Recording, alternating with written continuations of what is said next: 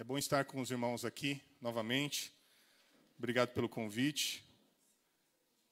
E como o Cláudio falou, nós passamos ali um final de semana mesmo juntos lá, junto com outros pastores.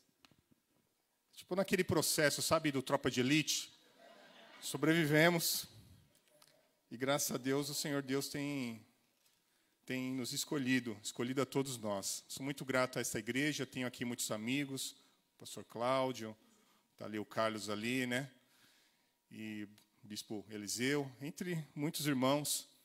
Sou muito grato por poder, novamente, compartilhar a palavra de Deus com os irmãos. Cadê o Heitor? O Heitor está aí? Cadê o Heitor? Cheguei, Heitor, me ajuda aí. Nós vamos meditar um texto da palavra. Eu peço aos irmãos que abram suas Bíblias, por favor, no Evangelho de Mateus, no capítulo 6 e no verso 9. E nós vamos falar da família no altar do Senhor Deus, baseado na oração do Pai Nosso. Valeu, irmãozão. Evangelho de Mateus, capítulo 6 e do verso 9. Quem achou, diga amém. Amém? Amém? Vamos ler. Está escrito assim: Portanto, vós orareis assim: Pai nosso que estais nos céus, santificado seja o teu nome. Venha o teu reino. Faça-se a tua vontade, assim na terra como nos céus. O pão nosso de cada dia dai-nos hoje, e perdoa-nos as nossas dívidas, assim como nós temos perdoado aos nossos devedores. E não nos deixe cair em tentação, mas livra-nos do mal, pois teu é o reino, o poder e a glória para sempre. Amém. Porque se perdoardes aos homens as suas ofensas, também vosso Pai celeste vos perdoará. Se, porém, não perdoardes aos homens e as suas ofensas, tampouco vosso Pai vos perdoará as vossas ofensas. Amém? Vamos orar. Senhor Deus, te agradecemos mais uma vez pela tua palavra. Pedimos ao Senhor Deus que continue a nos ensinar a tua palavra, que ministre aos nossos corações, que o Senhor Deus possa revelar a tua palavra sobre as nossas vidas. Nesta hora nós queremos lançar sobre o Senhor toda a nossa ansiedade, porque o Senhor tem cuidado de nós. E fala conosco, Senhor. Ensina-nos a tua palavra. E nós te agradecemos por tudo no nome de Jesus. Amém e amém. A primeira coisa que devemos entender quando falamos de família, e família é um negócio complicado, né, irmãos? É fácil viver em família, né? O que você acha? É fácil viver em família, né? Tranquilo, tudo acontece bem, tudo vai bem. Ninguém tem um tio meio fora da casinha, né? Ninguém tem aquele parente que nas festas de final de ano, né, daquele show. Tá, vai tudo bem, né, irmãos? Vai tudo bem com todas as famílias. E família é um negócio complexo. Mas eu quero te dizer uma coisa. Que a família nasceu no coração de Deus. E que é da vontade de Deus que a sua família possa também vir aqui. A Denise falou que lá na Ponte Rasa é uma igreja família. Tem muitas famílias. E às vezes as pessoas falam assim: ah, mas essa igreja só tem família. Ué, mas tem que ter o quê? Tem que ter família. Você, sua família, sua mãe, seu pai, seus irmãos, seus tios, tem que todos estarem ali. Isso é igreja. A igreja não pode ser nada mais, nada menos do que isso. Família. E a família nasceu no coração de Deus.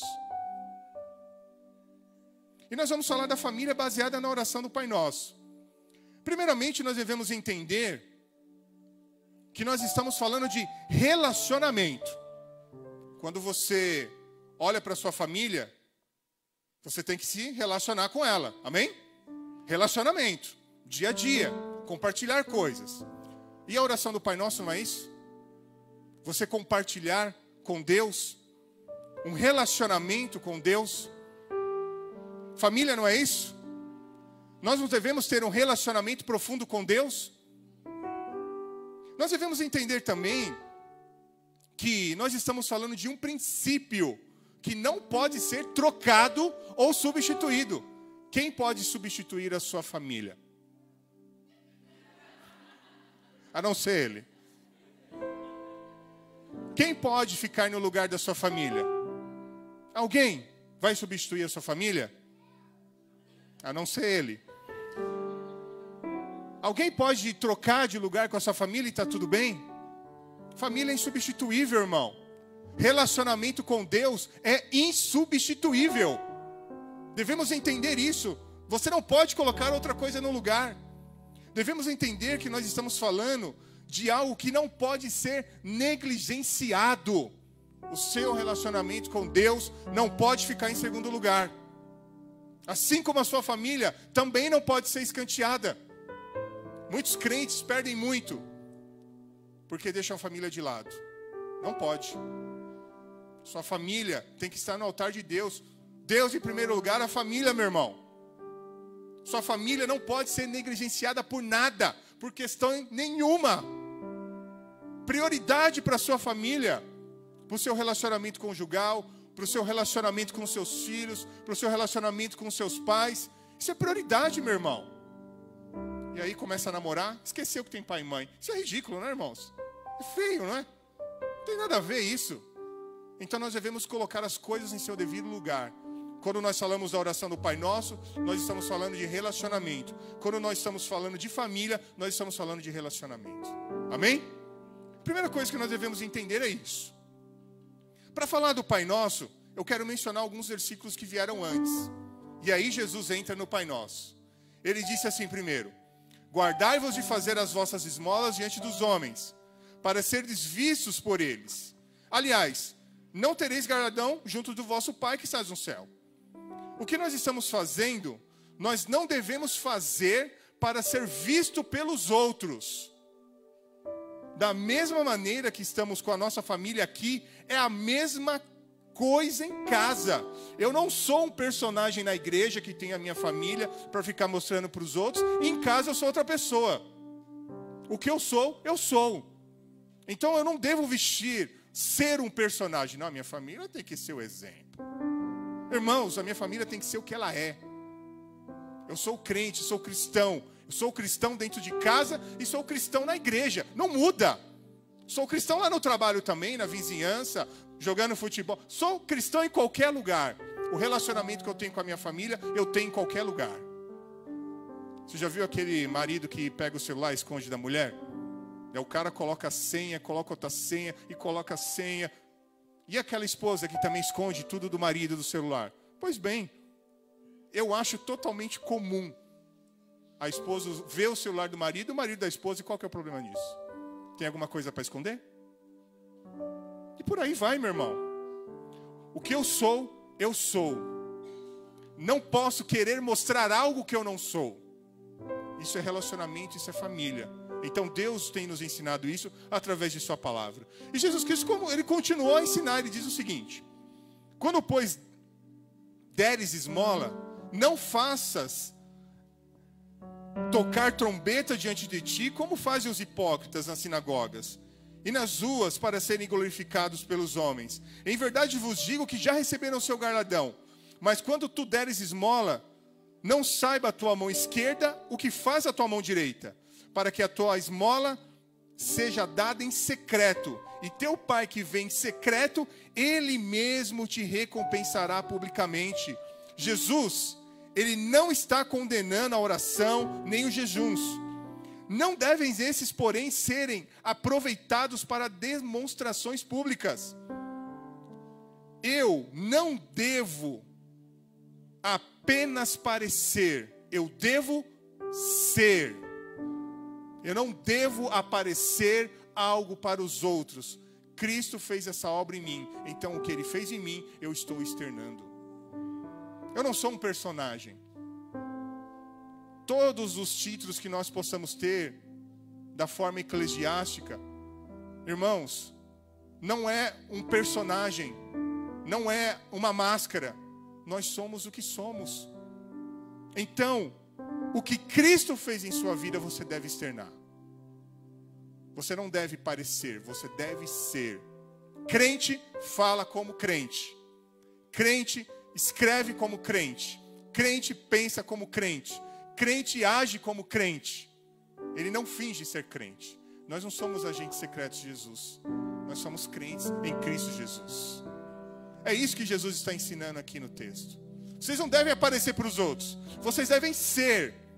Família no altar e não família no palco. Foi até falar disso no concílio. Deus não nos colocou em um palco, Deus nos colocou no altar. E o altar é lugar de sacrifício. É a humildade e não o orgulho que é a base da comunhão com Deus. Jesus venceu a grande batalha contra o diabo com o jejum e recomendou o jejum aos seus seguidores. O jejum é uma grande arma contra as ações do nosso adversário. Em outras palavras, você deve ensinar a Bíblia para os seus filhos e a sua família em casa, e não achar que é obrigação da igreja apenas. Ou seja, nós não podemos terceirizar algo que é do nosso dever. Eu tenho que ensinar a Bíblia para os meus filhos em casa. Eu devo ensinar a Bíblia para eles em casa.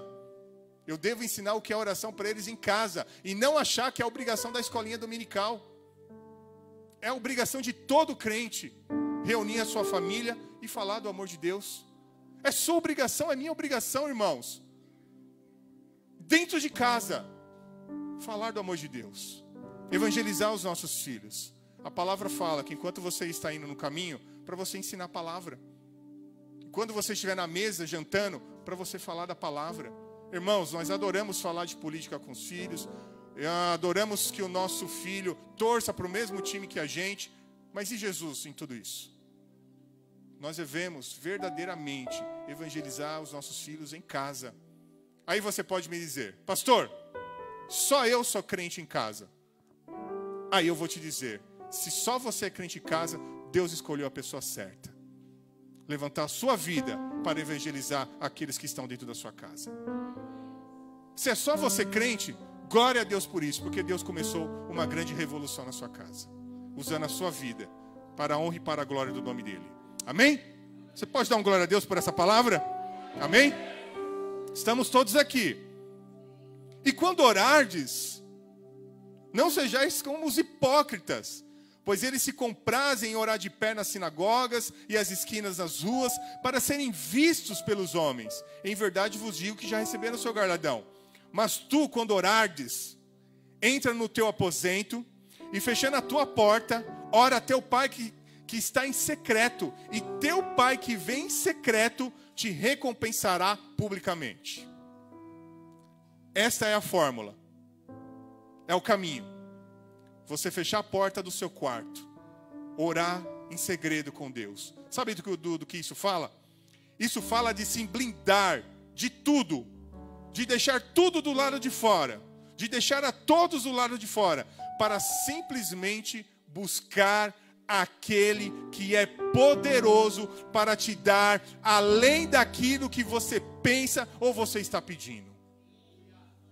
É você se blindar de tudo. Fechar a porta do seu quarto. Deixa tudo do lado de fora. Tudo, todas as pessoas, todas as preocupações. E poder clamar a Deus, porque Ele vem em secreto e Ele vai atender o seu pedido. Às vezes nós temos um problema. E aí, o que nós fazemos? Publicamos lá nas redes sociais. Hoje amanheci triste. Aí eu fico, não, nada contra. Mas assim, irmão, não é melhor você procurar o seu pastor, o seu líder e pedir ajuda? Não é melhor você trancar a porta do seu quarto em secreto e falar, pai, hoje eu estou com o meu coração. Me ajuda. Vivifica a minha alma. Fortaleça as minhas mãos. Renova os meus pensamentos. Cura a minha alma. Cura toda a ferida. Não é melhor você fazer isso? Sabe, meu irmão? Leve a Deus os seus pedidos. Ele vem em secreto. Isso nos diz a respeito que Ele sabe o que passamos. O salmista já dizia, sonda-me, Senhor, e conhece o meu coração. Sabes o meu levantar e o meu deitar. Ele sabe o que você tem passado. Ele sabe o que eu tenho passado. Cada um de nós aqui sabe onde o seu calo aperta. Ele vê em segredo. E Ele vai te recompensar se você buscá-lo em espírito e em verdade. Amém, meu irmão? Então, o texto vai nos ensinando o caminho, a fórmula, o jeito de fazer. E a palavra de Deus nos ensina. Humilhai-vos, pois, debaixo da potente mão de Deus, para que ao seu tempo vos exalte. E Jesus, ele continua a dizer, antes da oração do Pai Nosso, e orando, não useis de vãs repetições, como os gentios, que pensam que é por muito falar que serão atendidos. Não vos assemelheis a eles. É claro, irmãos, que nós não estamos aqui para criticar religiões, nem nada. Mas muitas religiões entendem dessa forma. Se eu pegar o terço e orar tantas vezes, seria atendido. Se eu fizer sacrifício A, B e C, serei atendido. Não é assim que funciona. A Bíblia nos ensina que Deus, ele vai recompensar aqueles que o buscam, aqueles que clamam ao Senhor. E eu não preciso fazer sacrifício nenhum. Eu não preciso fazer nenhum tipo de para ser atendido, porque o nosso Deus, ele é misericordioso e tem ouvido as nossas orações. Aí o Senhor Jesus Cristo começa: portanto, vós orareis assim: Pai nosso que estais nos céus, santificado seja o teu nome. Seu nome é Jeová, é Emanuel, o grande eu sou. No pensamento hebraico, não existe uma separação entre o nome e a pessoa. Ele é o que ele é. Deus é o que ele é. E ninguém é maior do que ele. Ele fez a terra com o seu poder. Ele estabeleceu o mundo com a sua sabedoria. E com a sua inteligência estendeu os céus. Esse é o nosso Pai. Seu nome é Jeová, o grande eu sou. Eu sou o que sou, ele disse.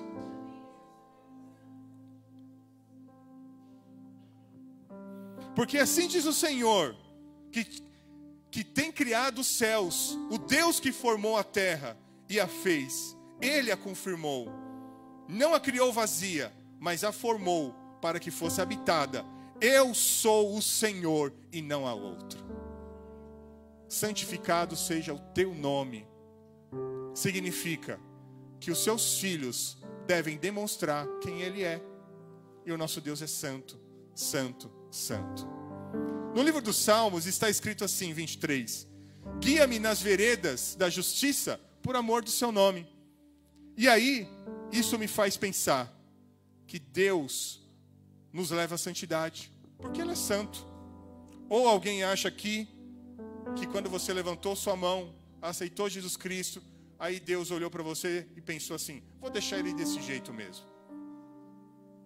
Ele vai nos levar por caminhos de santidade. Olha o que a palavra nos ensina.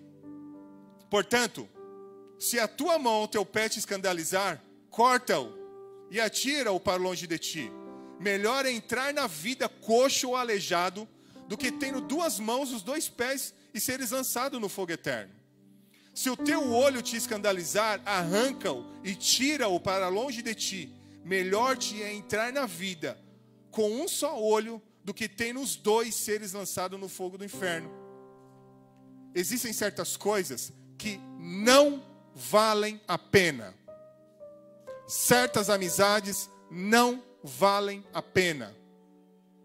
Certas coisas que nós guardamos dentro de casa não valem a pena. Irmãos, certas coisas que nós vamos permitindo que entrem na nossa casa, nós devemos tirá-las de lá. Imagine você, sua casa, e todos nós temos aquelas gavetinhas que ninguém mexe. Às vezes aquela casa tem aquele porão que ninguém vai. Pois bem, o Senhor Jesus, ele quer entrar na sua casa e ele quer fazer uma limpeza completa e total em todas as áreas da tua vida. Aí você pode dizer: Senhor, nessa área aqui é comigo, deixa comigo. Não, Senhor. O Senhor Jesus Cristo vai te limpar por completo, porque ele está te preparando para a vida eterna. Ele vai limpar a sua vida, meu irmão. E aí eu fico pensando, penso sempre a esse respeito. Tem gente que vai entrar no céu numa boa. Ele aprende. O Senhor falou, Senhor, aprendi, me arrependi, deixei e vou para o céu. Agora eu vou falar, tem irmão que vai para o céu, mas debaixo de um chicote que não está escrito. Eu prefiro aprender logo e ficar de boa e falar: Senhor, eis-me aqui, vai correr, vai podando aí, Jesus. É aqui, a minha vida é isso mesmo, o Senhor vai limpando e eu vou para o céu. Agora tem irmão que vai ser debaixo de de um negócio. Sabe, irmãos, Deus quer santidade a nosso respeito. Quando fala de cortar, tirar o olho, cortar o pé, irmãos, isso dói, não dói? Então, é algo que nos custa. Às vezes, para a gente tirar algo da nossa vida que não tem agradado a Deus, irmãos, é algo que vai requerer de nós. É o que realmente vai doer. Mas é necessário. É necessário. É necessário, irmãos. E eu creio que Deus vai continuar a limpar a sua vida. Amém? Pode dar uma glória a Deus por isso? Glória a Deus, porque Ele vai nos tratar. Ele vai tratar as nossas vidas. Olha o que a palavra de Deus nos ensina. Olha que interessante. Não erreis. Nem os devassos, nem os idólatras, nem os adúlteros, nem os efeminados, nem os sodomitas, nem os ladrões, nem os avarentos, nem os bêbados, nem os maldizentes, nem os roubadores herdarão o reino dos céus. E é o que alguns têm sido, mas às vezes sido lavados, mas haveis sido santificados, mas haveis sido justificados em nome do Senhor Jesus e pelo Espírito do nosso Deus. Aí Paulo fala: todas as coisas me são lícitas, mas nem tudo me convém. Todas as coisas me são lícitas, mas eu não me deixarei dominar por nenhuma. Às vezes não tem nenhuma lei que impeça algumas dessas coisas aqui, né, irmãos? Você pode fazer, mas é lícito? É saudável para você? Você pode trazer para dentro da sua casa? Então não leve. Se pelo menos tiver a dúvida na sua mente, não leve. Às vezes o crente, ele adora pegar as coisas do mundo, dar um jeitinho nelas aqui, colocar um lacinho em cima, né? Pintar de outra cor e colocar dentro da igreja. Sabe, irmão, mas nós não precisamos nada do mundo. Nós somos servos do Senhor. O Espírito está sobre as nossas vidas. E o Espírito Santo de Deus tem nos conduzido em vitória, de graça em graça, de fé em fé. Não precisamos de nada do mundo. Temos um grande desafio hoje, diante de um Senhor que se chama Mamon. Dinheiro. Se casa por dinheiro, sim ou não? Sim ou não? E se divorcia por dinheiro, sim ou não? Se mata por dinheiro, sim ou não?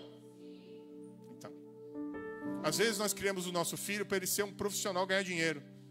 Mas nós devemos criar os nossos filhos para eles serem servos do Senhor Jesus Cristo. Porque o resto o Senhor Deus vai fazer. Ensinando o Evangelho, o Senhor vai conduzir.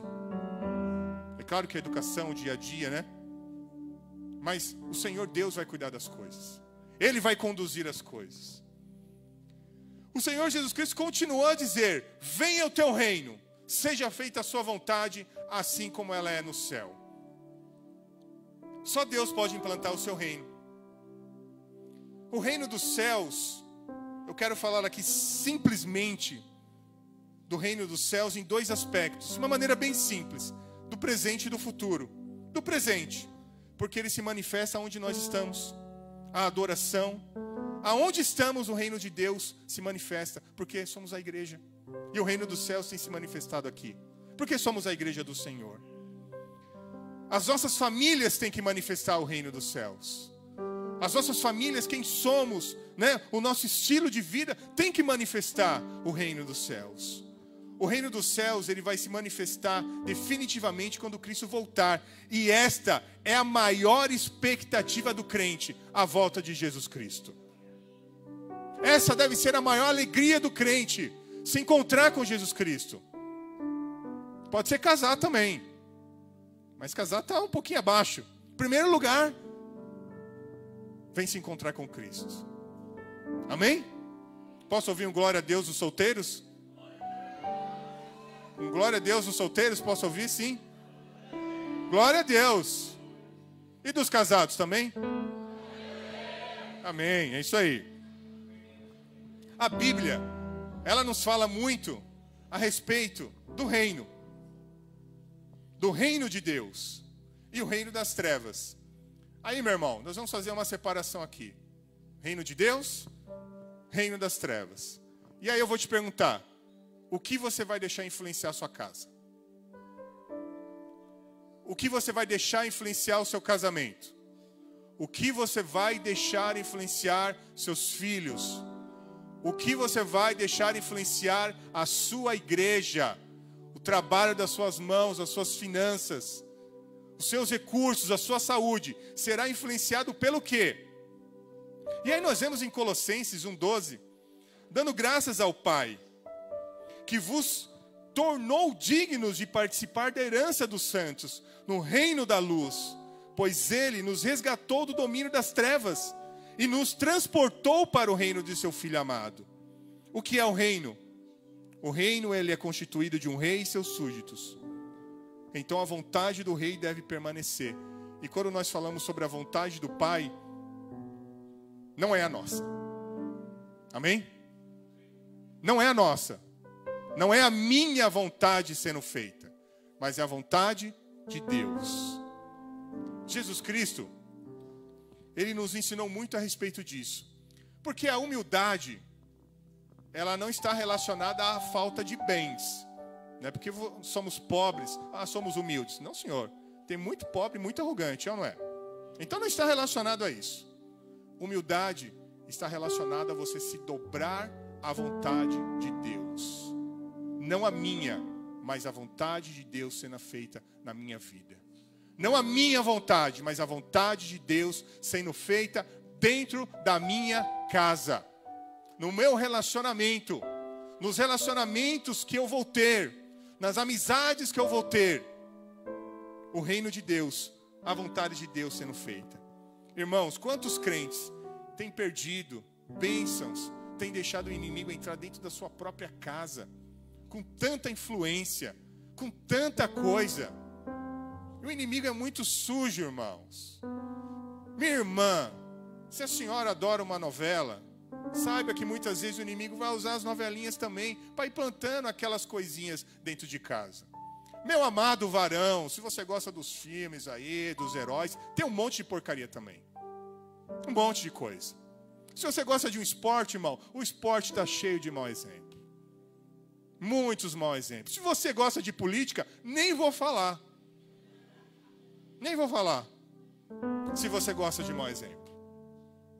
Então, meu irmão, não permita que essas coisas entrem dentro da sua casa. Que o seu norte possa ser a palavra de Deus. Que o norte para a sua família, para as coisas do seu dia a dia, possam ser aquilo que está escrito na palavra. Que você possa ensinar aos seus filhos a Bíblia. Se eu perguntasse aqui, não precisa responder. Não precisa responder.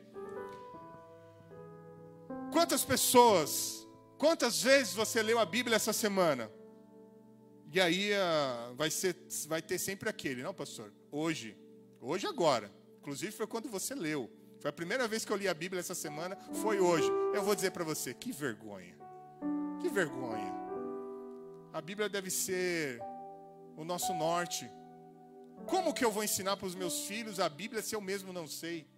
Irmãos, nós recebemos na igreja muitas pessoas, e às vezes a gente recebe um pai, uma mãe que vem na igreja e fala, tá aí meu filho aí, ensina ele a Bíblia aí, porque eu não quero que ele tenha a minha vida. Eu falo, então é só você vir.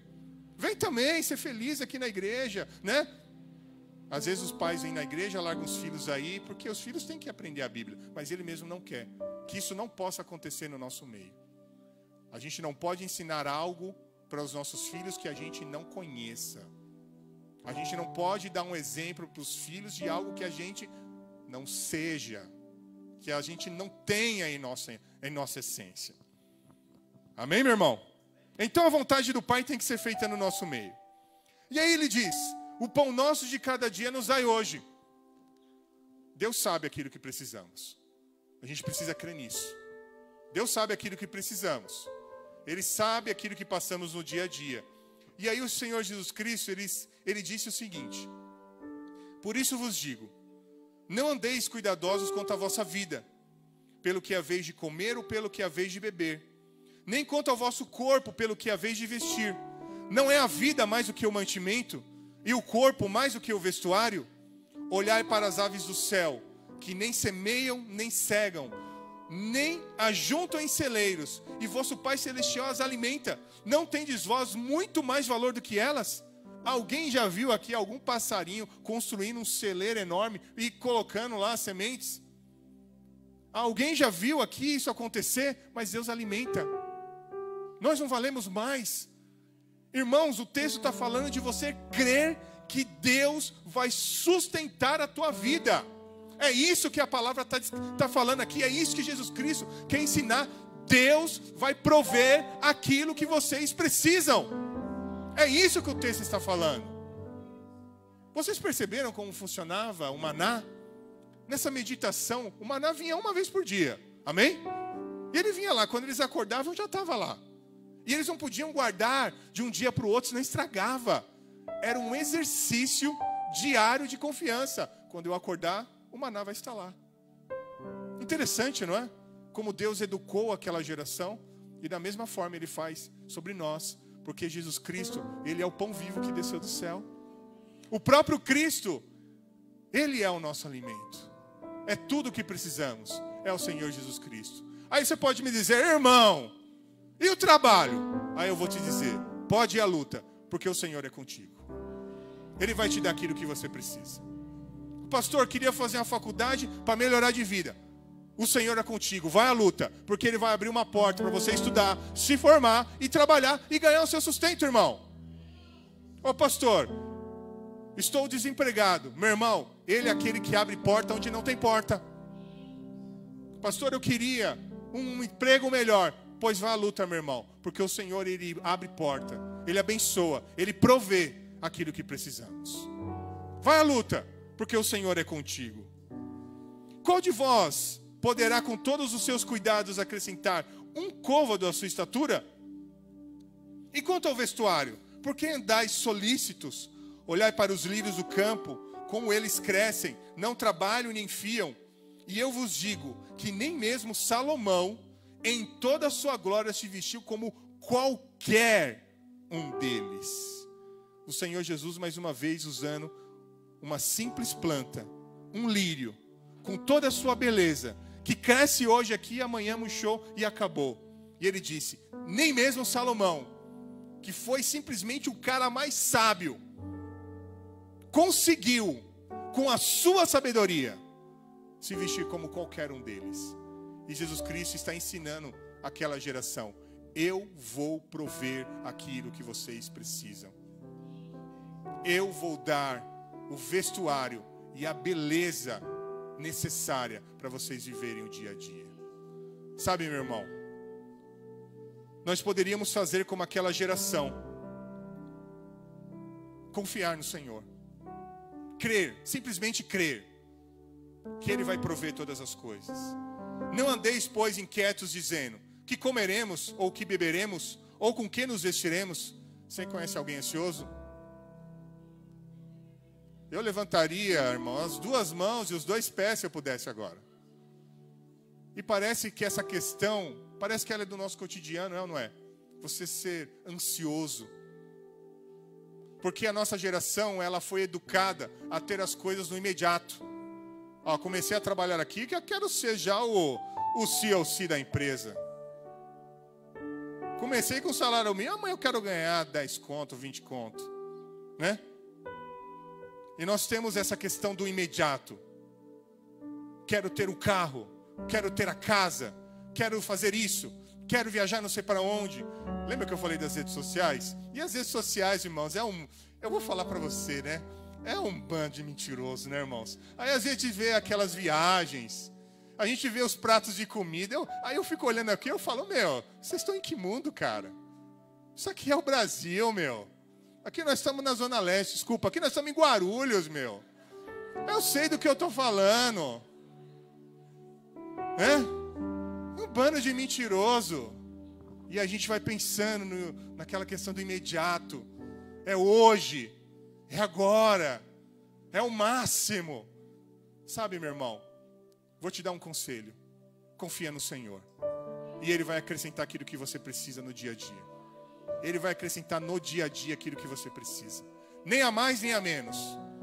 A palavra do Senhor Deus está escrito que as bênçãos do Senhor enriquecem e não acrescentam dor. Não acrescentam dor. Imagine você, os discípulos, depois daquela pesca maravilhosa. A palavra fala que eles estavam ali com o barco cheio, as redes estourando. Imagine se as redes estourassem e o barco afundasse. Não tem bênção e nem barco. Mas Jesus Cristo não faz assim.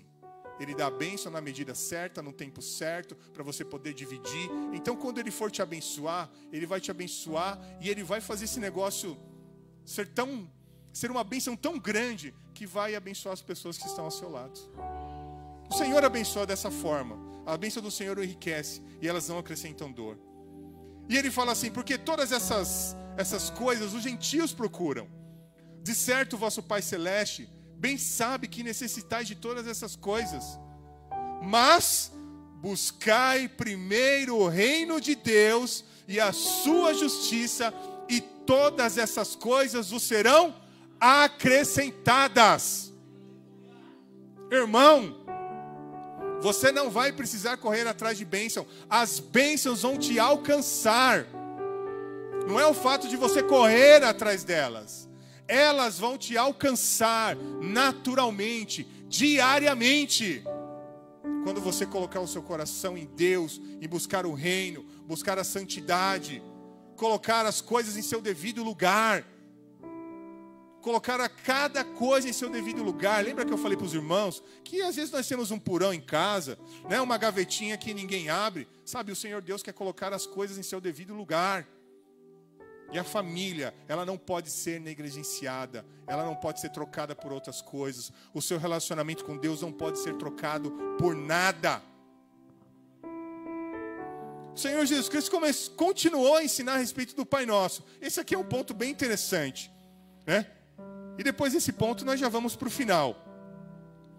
Ele disse o seguinte: e perdoa as nossas dívidas, assim como nós perdoamos os nossos devedores. Na palavra do Senhor está escrito que Ele pegou, o Pai pegou o meu pecado, e assim como o Oriente é longe do Ocidente, Ele pegou o meu pecado e fez isso. Na palavra está escrito que Ele pegou os meus pecados, as minhas culpas, e jogou no mar do esquecimento. Que assim como o céu está distante da terra, assim Ele nos separou dos nossos pecados. A mesma coisa nós devemos fazer com aquele que nos magoou. Eu quero ler aqui com os irmãos um comentário do Sr. Shedd, que é aquele que faz os comentários dessa Bíblia que eu estou estudando no momento. Ele disse o seguinte aqui, a respeito da parábola do credor. A parábola do credor, sem compaixão, ensina a Pedro o motivo pelo qual deve se perdoar sem limites. Deus perdoou-nos tanta coisa ao nos conceder o dom gratuito da salvação em Cristo, que qualquer ofensa que outro ser humano possa praticar contra nós é irrisória em comparação a isto. Perdoá-lo seria o mínimo que poderíamos fazer, refletindo assim algo da bondade divina que tem sido derramado em nossas vidas. Então, o que Cristo te perdoou é irrisório em comparação a qualquer ofensa que qualquer ser humano possa fazer por você. E aí, a gente vê as pessoas dizendo o seguinte: eu não senti de perdoar. Você já ouviu alguém falando isso? Eu não senti. Aí eu te digo que o perdão não é um sentimento, é uma decisão. Interessante, né? Eu decido perdoar, mas não é amnésia. Não é amnésia. Ele não vai te dar uma porrada na sua cabeça e fazer você esquecer. Não é amnésia. É decisão. Sabe aquela cicatriz? Ela não dói, mas ela está ali. Mas ela não dói, porque a ferida foi curada com o perdão. Quando você não perdoa, é a ferida. Quando você perdoa, é só a cicatriz. Ela não dói mais. E aí, Pedro, uma certa vez, chegou em Jesus e falou o seguinte: Senhor, até quantas vezes pecará o meu irmão contra mim e eu lhe perdoarei? Até 7? Eu fico imaginando Pedro perguntando isso para Jesus, tipo assim, com uma pedra na mão. Tipo assim, com a mão fechada. Né? Eu fico imaginando. Aquele filme antigo de Jesus, aquele bem antigo, sabe? Que parece aquele Jesus mais louro e tal. Aquele bem antigo. Tem uma cena lá, aquele filme, teologicamente ele é muito bom. Tem uma cena que Jesus está na casa de Mateus e Pedro fica na porta. E Pedro está morrendo de raiva de Mateus, porque simplesmente eles não se bicavam. Um fato dele ser cobrador de imposto e o outro ser um trabalhador comum, né? É uma cena muito impactante, falando a respeito do perdão, porque entre eles poderia existir isso. Entre eles haveria isso. Jesus, ele contou uma parábola. E ele disse o seguinte, que tinha um grande rei, nós conhecemos o texto. E ele chamou um de seus devedores. E falou o seguinte, ó, eu quero o que você me deve. Senão, você vai ser preso, vou pegar sua esposa, seus filhos, virarão escravo, a casa vai cair para você. Aquele homem falou, Senhor, eu não tenho recurso para te pagar. Me perdoa. O rei falou, está perdoado. Simples assim? É, simples assim. Você não me deve nada. Te perdoei. Você não me deve nem um centavo. Pode ir embora. E eu fico imaginando aquele homem falando, sem cadeia?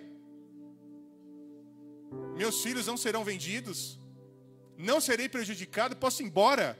É, pode ir embora. A porta está ali, pode ir embora. Você está livre e não me deve mais nada. Aquele homem falou, Deus me abençoou. Mas tem um cara que me deve aí, eu vou lá falar com ele também. Lembrei do assunto. Aí ele foi num que estava abaixo dele e falou, ó, você me deve também. E eu vim aqui cobrar. Senão, ó, é cadeia, seus filhos vão para, né?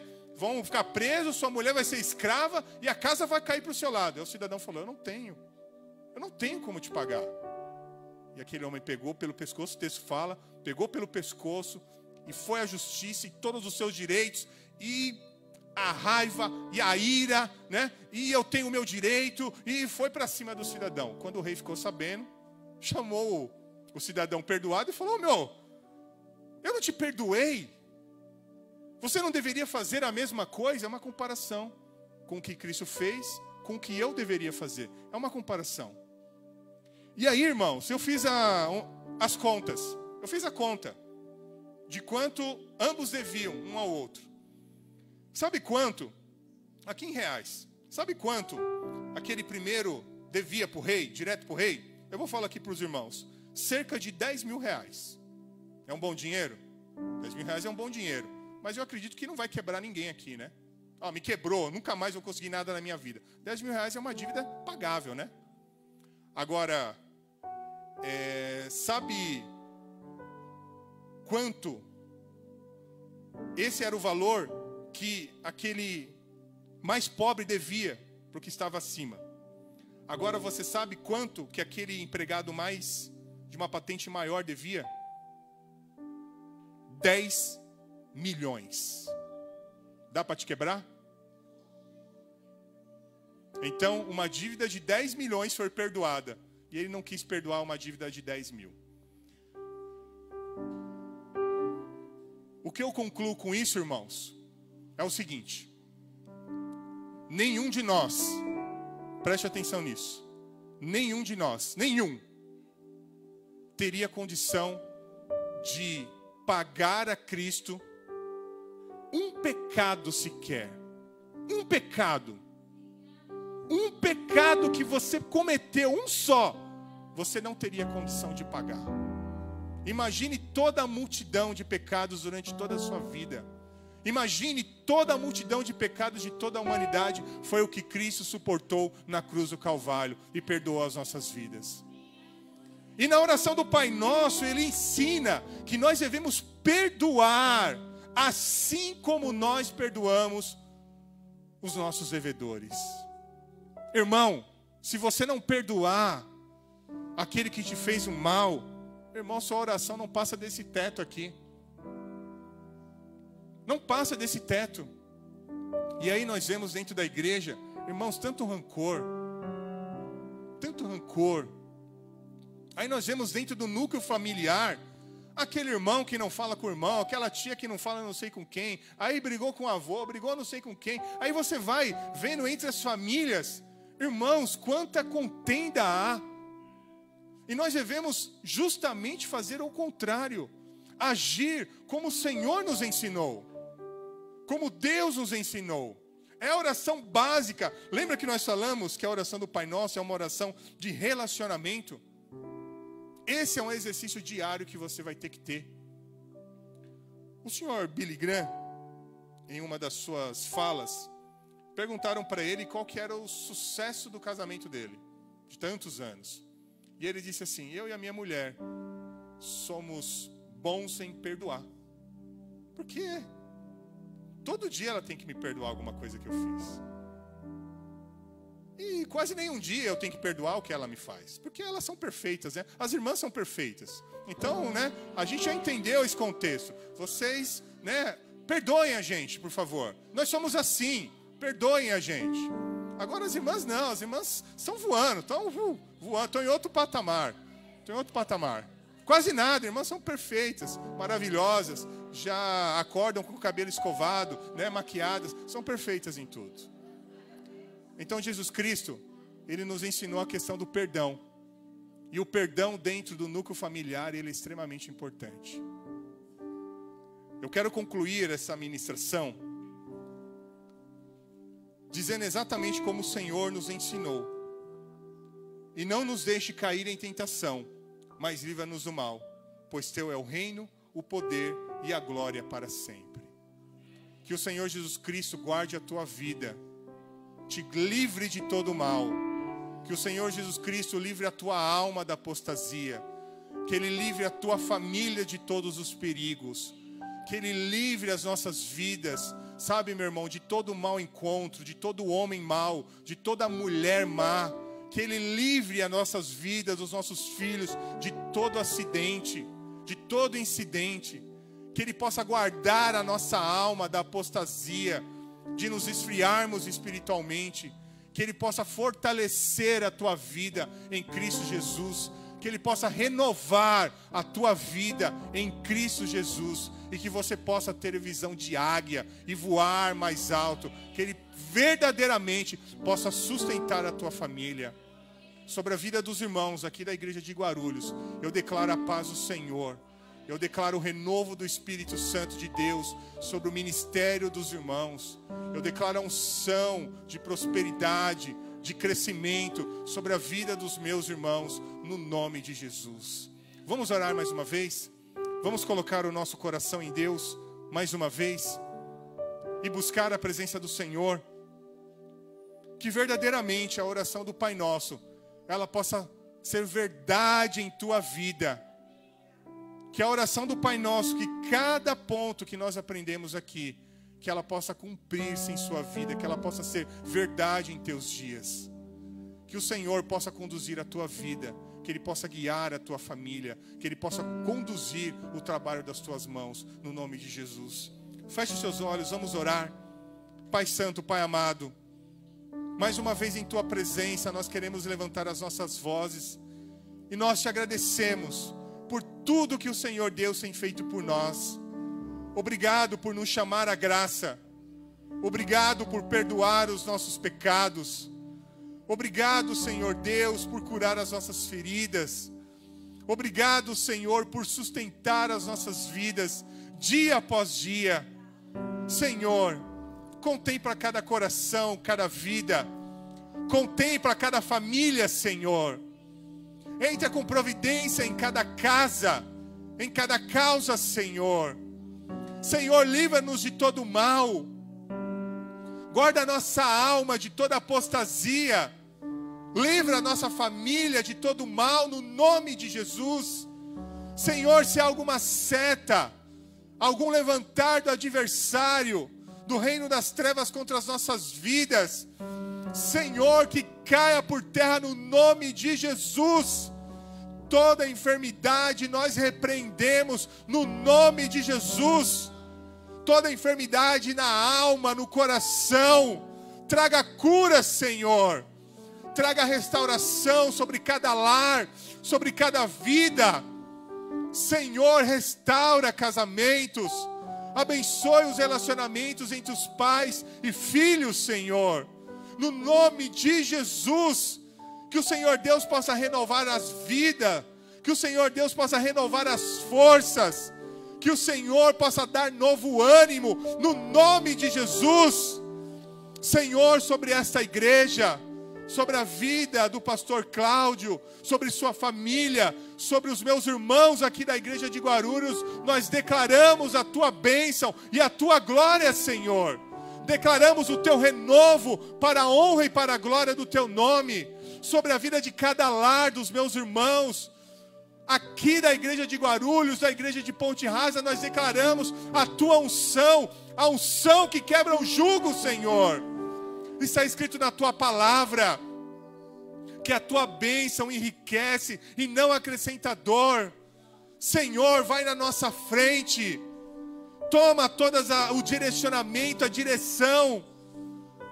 Senhor, que as guerras que nós devemos lutar, que o Senhor possa ir à frente. O leão da tribo de Judá não dorme, não vacila.